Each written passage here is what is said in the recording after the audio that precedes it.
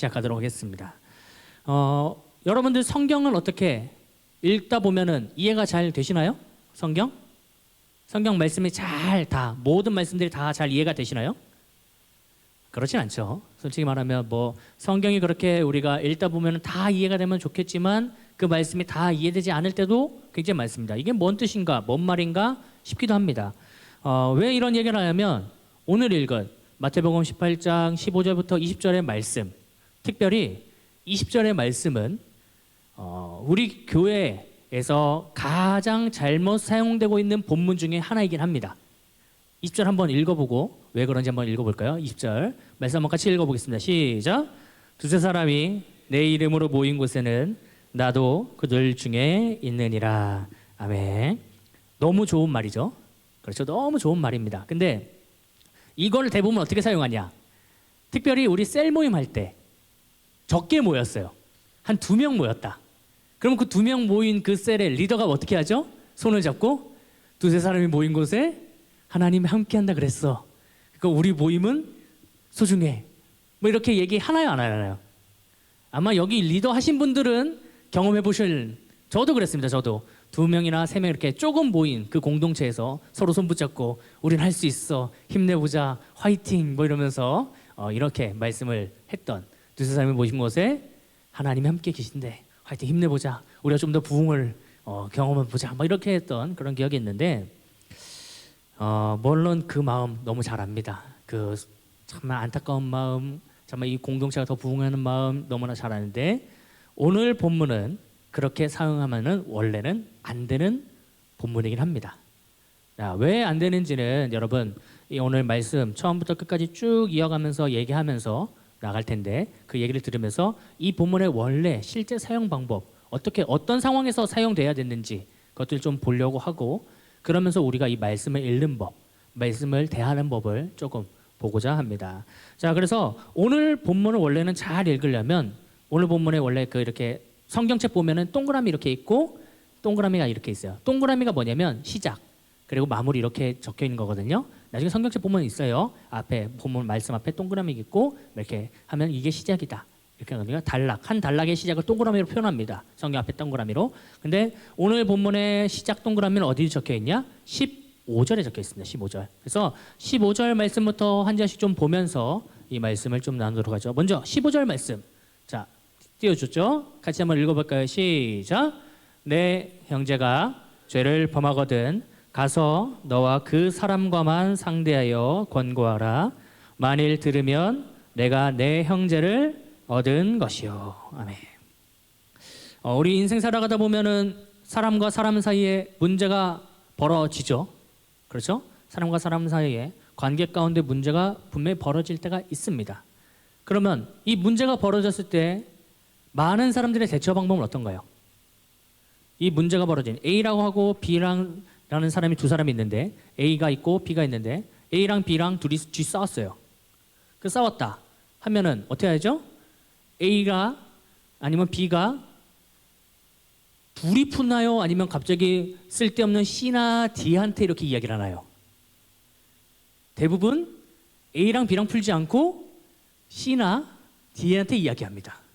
그렇죠? 대부분 그래요. 문제가 벌어지면은 나랑 친한 사람, 나와 가장 가까이 있는 사람, 내 말을 들어주고 공감해 줄 수 있는 사람에게 연락을 하거나 카페를 가거나 밥을 먹거나 해가지고 그 사람에게 풀 때가 참 많습니다. 그래서 저희 어머니가 통화가 안 돼요. 저희 어머니가 전도사님이시거든요. 저희 어머니 전도사님이신데 저희 어머니한테 그렇게 교회 성도님들이 전화가 옵니다. 문제가 벌어지면 전화가 와요. 그래서 제가 어머니한테 꼭 하는 말이 있습니다. 그런 헛짓거리 하지 바에는 빨리 기도하라고 그래라. 어차피 사람한테 이야기해봐야 해결 안 된다. 빨리 기도하라 그래라. 그러면서 왜냐면 저도 통화해야 되는데 어머니가 통화가 안 돼요. 저희 어머니 통화가 안 됩니다. 그러면 막 미칠 것 같아요 진짜. 근데 왜 이런 얘기를 하냐면 우리가 실제로 어떤 상황이나 관계 가운데 문제가 벌어졌다 하면은 그거를 진짜로 완전하게 해결할 방법은 뭐냐? 그 문제가 벌어진 당사자들이 해결하는 방법입니다. 당사자들이 해결해야 돼요.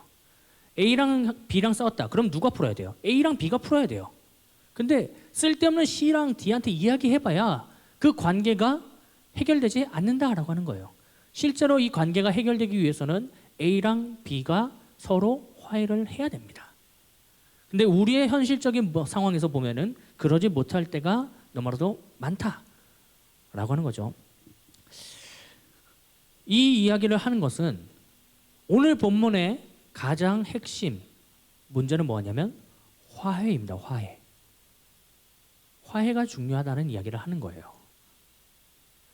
오늘 본문의 가장 핵심은 화해입니다. 화해. 원래 이 본문 15절부터 20절까지의 쭉 말씀은 화해를 이야기해요. 화해.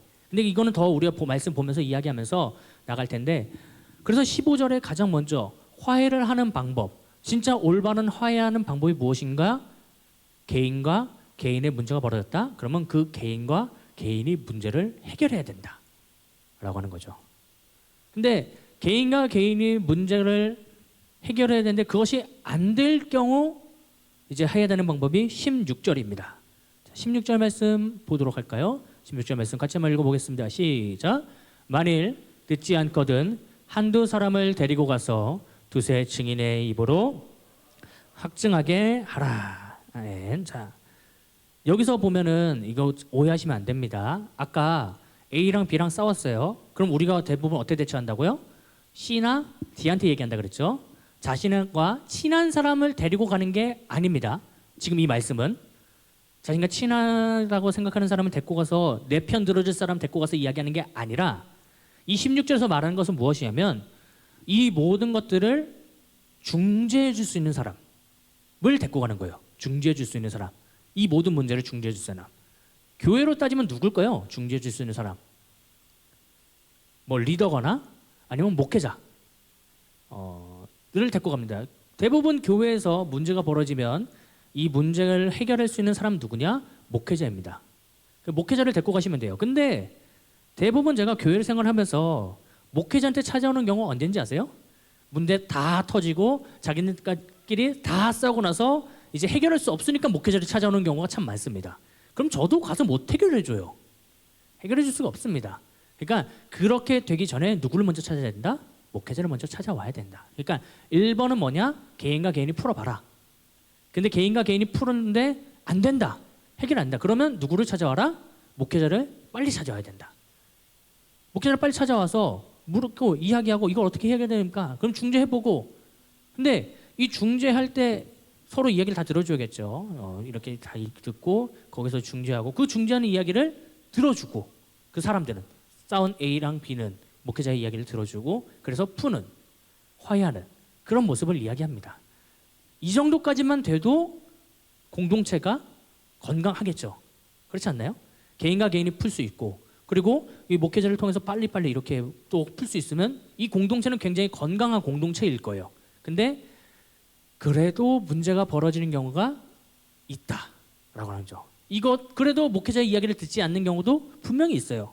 자, 그렇다고 한다면 어떻게 해야 되냐? 17절 말씀. 자, 오늘 보면 17절 말씀 한번 같이 읽겠습니다. 시작.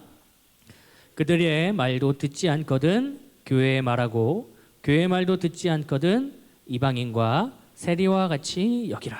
자, 그러면 이제 개인과 개인이 풀어보고 안 돼요. 그래서 목회자를 초청했어요. 리더들을 초청했어요. 그래서 그렇게 얘기했는데 안 된다. 그럼 어떻게 된다?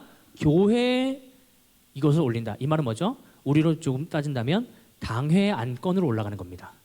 당회 안건. 여러분들 당회 안건이 얼마나 엄청난 결인지 모르실 수도 있지만 당회 안건으로 올라간다 하면은 교회 전체의 결정을 이제 인준받는다라는 이야기예요. 그러니까 교회 전체는 우리 교회는 이런 생각으로 나아간다라고 하는 결정이죠. 그래서 여기서 노 하면 어떻게 되는 거죠? 교회 당회에서 노 하면은 그럼 끝난 문제예요. 다시는 건들 수 없는 문제가 되는 겁니다. 그러니까 그 정도로 강한 문제를 걸고 넘어지게 되는 거예요. 그러고 나서 만약 여기서도 말을 안 듣는다. 그럼 어떻게 되는 거죠? 지금 여기선 이방인과 세리와 같이 여기라 아웃이라고 이야기하는 겁니다. 자, 이까지 가지는 않겠죠. 대부분의 문제들이 이까지는 가지는 않았으면 좋겠어요. 네, 여기까지는 안 갔으면 좋겠고 우리 대부분의 화해들이 관계들이 상황들이 개인과 개인 그리고 개인과 목회자 이 정도에서만 딱 끝났으면 좋겠습니다. 근데 이런 이야기를 하는 경우는 이유는 뭐냐면 우리 공동체 안에서 분명한 문제가 벌어질 수 있고 분명한 어려움들이 당연히 있을 수 있습니다. 그렇다고 한다면 1번은 개인과 개인이 그리고 2번은 그 개개인이 누구한테? 목회자한테 아니면 셀 리더들한테 빨리빨리 이야기해가지고 그 문제를 해결할 수 있도록. 그리고 안 된다면 그 다음에 이제 교회 결정으로 그렇게 넘어가가지고 교회 결정으로 따라서 진행되는 그런 얘기를 하죠. 하나님이 이렇게 하신 이유는 무엇이냐면 하나님은 굉장히 질서를 중요하게 여기십니다. 질서를 굉장히 중요하게 여기세요. 하나님의 질서 이렇게 흩트는 거를 굉장히 싫어하십니다. 제가 본 결과 말씀 가운데서 쭉쭉 나오고 제가 만나면 하나님도 마찬가지예요.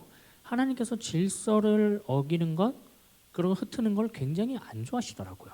오늘 본문도 마찬가지입니다. 18절 19절 말씀 두 절 말씀 한 번 더 읽어볼까요? 오늘 본문 18절 19절 길지만 한번 같이 읽어봅시다. 시작. 진실로 너희에게 이르노니 무엇이든지 너희가 땅에서 매면 하늘에서도 매일 것이요 무엇이든지 땅에서 풀면 하늘에서도 풀리리라. 진실로 다시 너희에게 이르노니 너희 중에 두 사람이 땅에서 합심하여 무엇이든지 구하면 하늘에 계신 내 아버지께서 그들을 위하여 이루게 하시리라. 아멘. 오늘 아까 맨 처음에 이야기했죠. 오늘 보면 15절부터 20절까지는 무슨 이야기를 한다고요? 화해. 이 공동체, 우리가 관계 가운데 화해를 이야기하고 그 가운데 올바른 질서들을 이야기합니다. 이것들을 화해를 하는 올바른 질서 어떻게 진행돼야 되는지 그것들을 이야기해요. 근데 이것들을 이렇게 알려줬음에도 불구하고 어기는 순간 어떻게 되죠? 이 질서가 깨지게 되고 그러면 그 공동체에 분명한 문제가 벌어지기 때문에 하나님이 단계를 딱딱딱 이야기하는 거예요. 개개인이 먼저 그리고 개개인이 이제 누구를 찾아오는 거죠? 목회자와 리더들을 찾아오고 그리고 그것이 안 된다고 한다면 그 사람들이 교회의 결정을 따르는 그런 질서들 이렇게 이야기하게 되는 겁니다. 근데 이렇게 하는 이유가 뭐냐? 관계가 깨진 그곳에는 하나님의 나라가 이루어지지 않기 때문에 그렇습니다. 관계가 깨진 그곳에는 하나님이 안 계시기 때문입니다. 관계가 틀어진 그곳에는 하나님의 질서도 없고 그리고 그 안에는 분명한 미움과 시기와 질투와 다툼이 있기 때문에 하나님께서 이야기하는 거예요. 오늘 보면서 18절에서 뭐라 이야기하죠? 땅에서도 매면 하늘에서도 매일 것이고 땅에서 풀면 하늘에서 풀리리라. 우리의 관계가 풀리고 또 우리가 관계가 하나님과 매여 있다. 그러면은 하늘에서도 하나님이 우리를 붙들어 주시고 우리를 매여 주시고 아니면 우리에게 그런 자유와 평안과 은혜를 주신다라고 하는 거죠. 하나님께서 우리에게 원하는 것은 무엇이냐? 우리가 하나님의 올바른 성전이 되는 것을 원하십니다. 너희가 하나님의 성전인 것을 알지 못하느냐? 왜 모르느냐? 너희가 하나님의 성전인 것과 그 하나님의 성전이 올바르게 있어야 되는 것을 왜 알지 못하느냐라고 말씀 가운데 이야기하고 계세요. 그렇다고 한다면 우리 각자 개개인 옆 사람 한번 보세요. 하나님의 성전입니까? 눈빛이 좀 달라지네요. 하나님의 성전이죠? 네, 하나님 성전이었으면 좋겠어요. 아닌 사람들이 몇 명 있나 봐요. 네. 아무튼 하나님의 성전이어야 됩니다. 우리가 하나님의 성전이어야 돼요. 개개인이 하나님의 성전이어야 됩니다. 근데 왜 하나님의 성전이어야 되냐면 자, 우리가 예수 그리스도를 만났습니다. 그러면 우리의 심령 가운데 누가 자리 잡게 되죠? 하나님이 그 우리의 심령에 자리 잡게 됩니다. 하나님이 계신 그곳에는 하나님의 영이 있고 하나님의 영이 있는 것은 하나님의 성전이 있게 되는 겁니다. 그러니까 우리 각자 자신은 은혜를 받았다. 우리가 구원을 받았다 하면 하나님의 성전이 되는 게 당연한 거예요. 그리고 하나님의 나라가 있고 하나님의 은혜가 있고 하나님이 이 안에 계시다 그러면 우리는 어디에 살아가고 있어야 되죠? 하나님의 나라 가운데 당연히 살아가고 있어야 됩니다. 그러니까 우리의 삶의 모습에서는 평안과 기쁨과 연합의 모습이 당연히 나타나야 되죠. 왜? 우리 안에 하나님이 있기 때문에. 근데 그것이 깨졌다.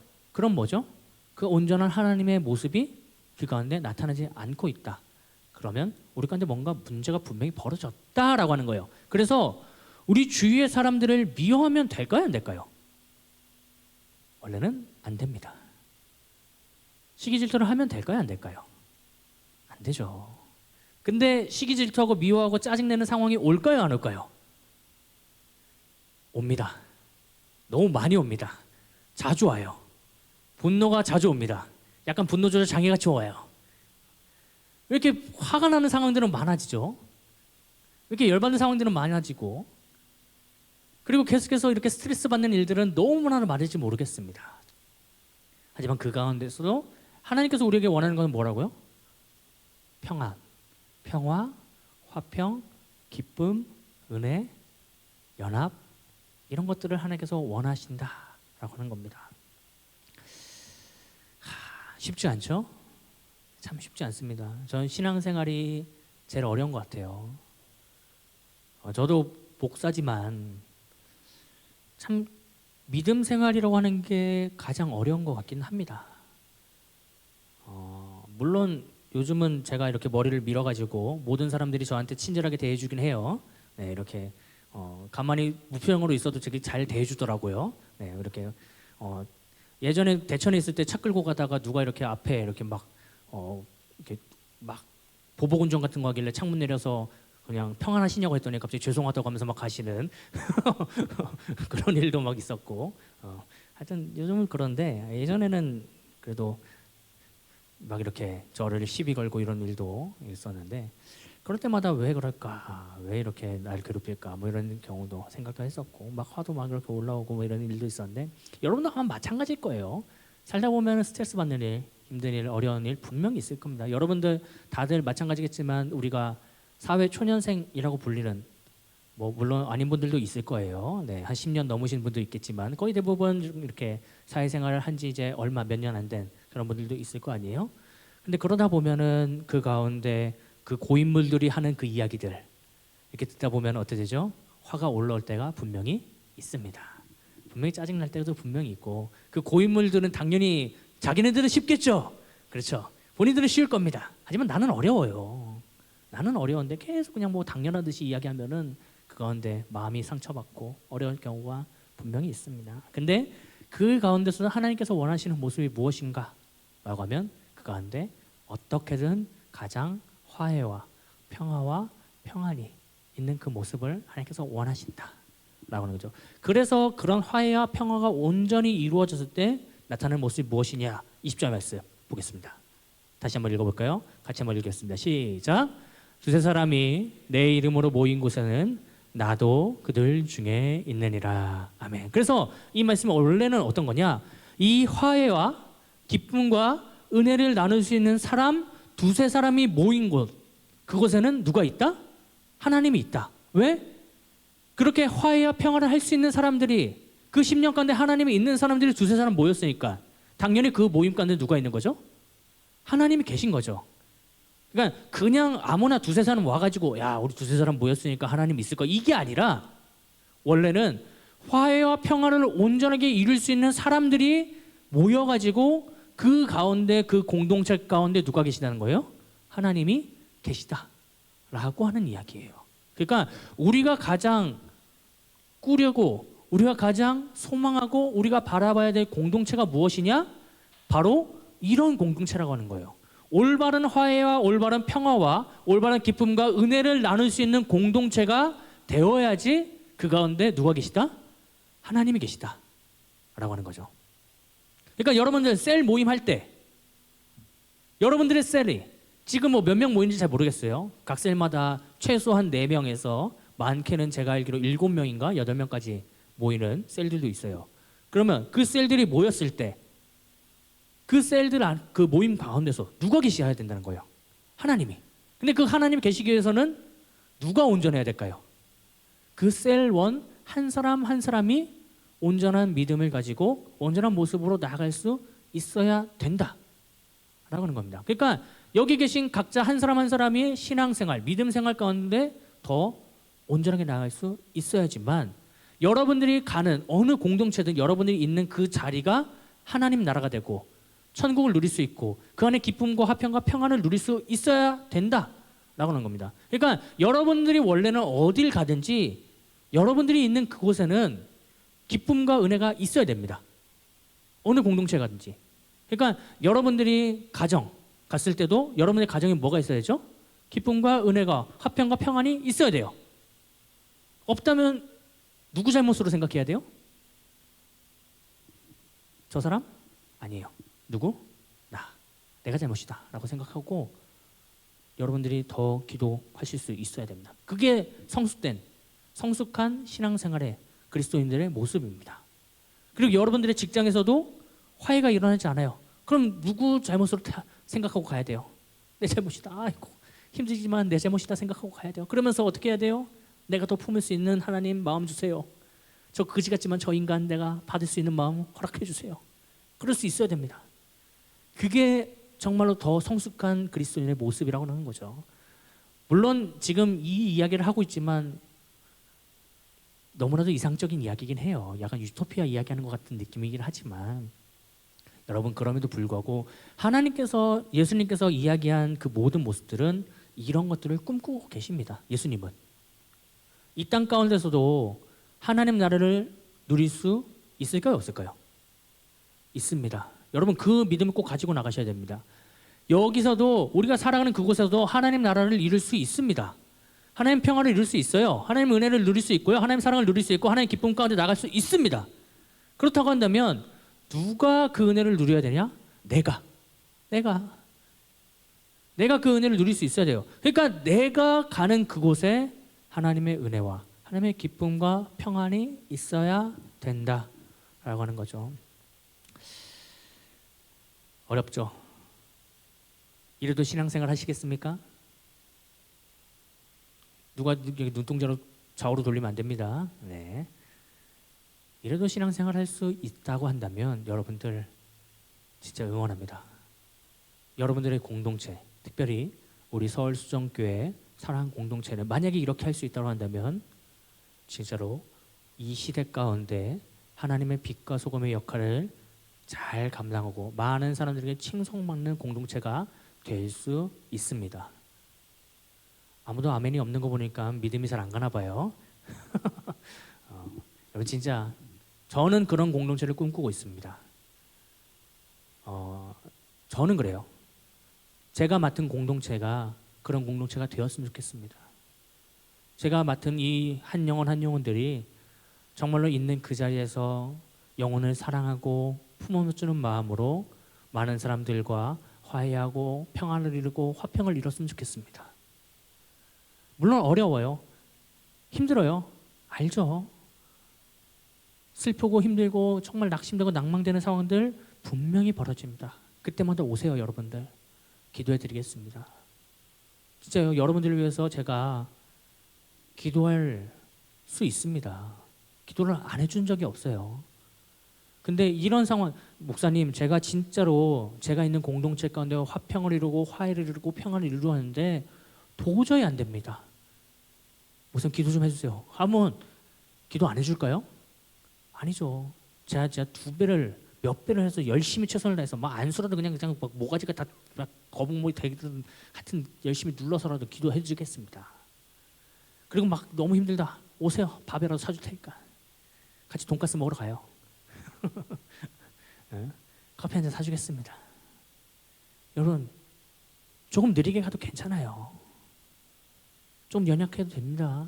하지만요 우리가 봐야 될 것은 뭐냐면 올바른 방향으로 나갈 수 있어야 됩니다. 올바른 방향. 아직은 천천히 가도 괜찮죠. 하지만 방향만큼은 제대로 가야 돼요. 방향만큼은. 근데 그 방향이 어디냐? 우리는 하나님의 방향만을 걸어가야 됩니다. 하나님의 방향. 근데 그 하나님의 방향이 우리에게 원하는 하나님의 방향은 무엇이냐? 온전히 하나님만 바라보고 나가는 방향을 원하신다라고 하는 거죠. 그래서 오늘 본문에서 그런 이야기를 하는 거예요. 우리가 정말로 이 공동체를 제대로 이루기 위해서는 그 공동체 가운데 한 사람 한 사람 개개인이 올바로 믿음 가운데 세워져야 됩니다. 그 한 사람 한 사람이 정말로 화해를 이룰 수 있고 평안을 만들 수 있고 기쁨을 나타낼 수 있고 은혜를 나눌 수 있는 한 사람이 되어야 됩니다. 그렇기 때문에 그 한 사람 한 사람이 성령에 붙들려야 되고 하나님께 붙들려야 되고 하나님만 바라볼 수 있는 그런 사람이어야 됩니다 라고 이야기하는 거예요. 여기 있는 그 사랑지체 한 사람 한 사람이 정말 그럴 수 있다. 놀라운 일들이 벌어질 겁니다. 지금 제가 알기로도 여기 계신 분들 중에 놀라운 일들이 벌어지고 있는 상황들이 있어요. 우리 사랑지체 공동체 가운데서도요. 뭐 자기 본인이 안 된다 그랬다가 갑자기 며칠 뒤에 목사님 됐습니다. 뭐 이런 일들도 막 나오고 정말로 우리 공동체 가운데서도 모두가 안 된다라고 하는 그런 시대 가운데서도 우리 공동체요 조금씩 계속해서 성장하고 있습니다. 참 놀라운 일들이에요. 근데 그것이 뭐 저의 능력이다, 여러분들의 능력이다, 그건 아니에요. 이것들은 모두가 다 하나님의 은혜죠.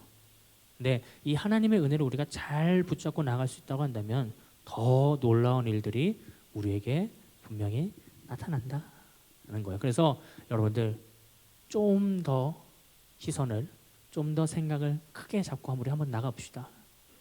여러분들에게 더 많은 것들을 주려고 계획 중에 있습니다. 더 많은 것들과 더 많은 것들을 나누고, 그래서 지금 진짜로 엄청나게 저한테 많은 연락들이 옵니다. 특별히 작년 리더분들 중에 저한테 연락 오시는 분들이 많아요. 우리 사랑지체 좀 이렇게 좀 컨택 좀 해야 되냐. 싹 다 커트했어요. 우리 사랑지체 좀만 더 우리가 붙잡고 가면은 분명히 이 사랑지체에 놀라운 일들이 벌어진다. 그러면 그 리더들이 하지 않아도 이들이 알아서 알을 깨고 나와가지고 놀라운 일들을 나타낼 겁니다. 좀만 기다려 주십시오. 정말 이 사랑지체 가운데 희망을, 소망을 품고 나아가신다고 한다면 우리 사랑지체 가운데 놀라운 일들이 일어납니다. 라고 저는 그렇게 이야기하고 있습니다. 여러분도 마찬가지예요. 그런 꿈을 꾸고 꼭 나가시길 간절히 소망합니다. 그렇다고 한다면 여러분에게 놀라운 일들이 벌어집니다. 그래서 오늘 정말로 이런 마음을 가지고 개개인 옆 사람 한번 보세요. 옆 사람한테 그렇게 얘기합시다. 하나님의 놀라운 일들이 있습니다. 시작.